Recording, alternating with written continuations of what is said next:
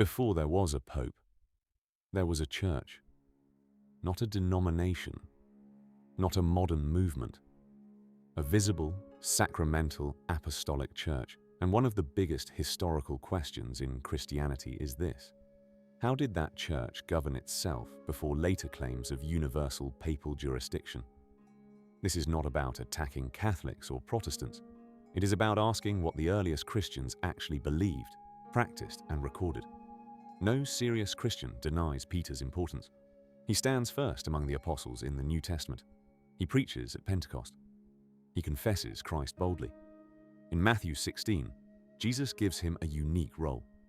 The real debate is not whether Peter mattered. The debate is whether his authority became the absolute jurisdiction of one bishop over the whole church for all time. When we look at the early centuries, the pattern is striking. The church was governed by bishops, each overseeing his own local church, and major disputes were settled in council. Nicaea, in 325, recognized the ancient authority of major sees like Rome, Alexandria, and Antioch. Later, Constantinople and Jerusalem were added to the great centers of the Christian world. What we do not see in the early councils is a picture of one bishop ruling the entire church alone. Rome was honored. Rome was ancient. Rome was associated with Peter and Paul, but honor is not the same as universal control. One of the earliest witnesses is Saint Ignatius of Antioch, writing around the year 107.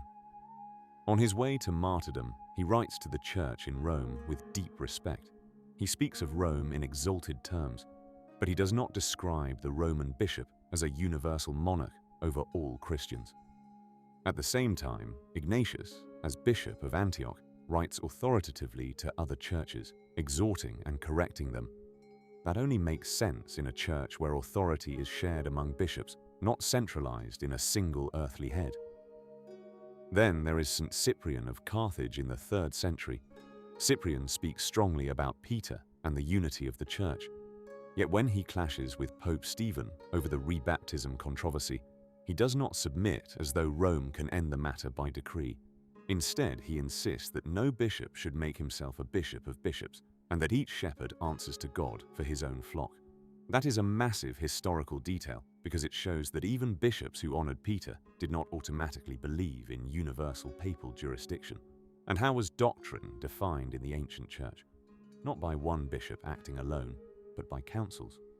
Nicaea, Ephesus, Chalcedon, and the other great councils gave the church its dogmatic boundaries on Christ, the Trinity, and the faith once delivered to the saints.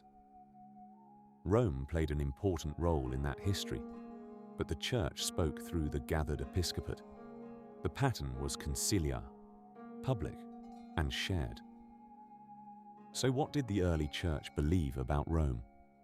It believed Rome held a first place of honor. It respected the Roman Church as ancient, apostolic, and weighty. But the early record does not show the Bishop of Rome functioning as an unchecked ruler over the entire Christian world. The structure we see is bishops, councils, and patriarchs, a church united by common faith, sacraments, and apostolic succession. That matters. Because if you want to know what the church looked like before later divisions hardened, you have to look before the later claims, before the Great Schism, and before modern debates turned history into slogans. And when you do, you find something ancient, ordered, and still recognizable: the Orthodox vision of the Church. The Church, before later papal supremacy claims, was not chaos. It was not Protestantism before Protestantism.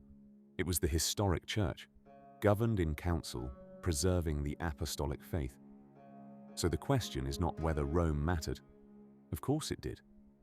The question is whether the earliest evidence shows supremacy or primacy, monarchy or conciliarity, one throne over all, or a communion of apostolic bishops.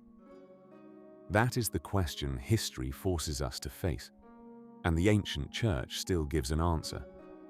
If you want to understand Christianity before the later divisions, read the Fathers, read the Councils, and look at the structure of the early church for yourself. The church is older than our arguments, and it is still here,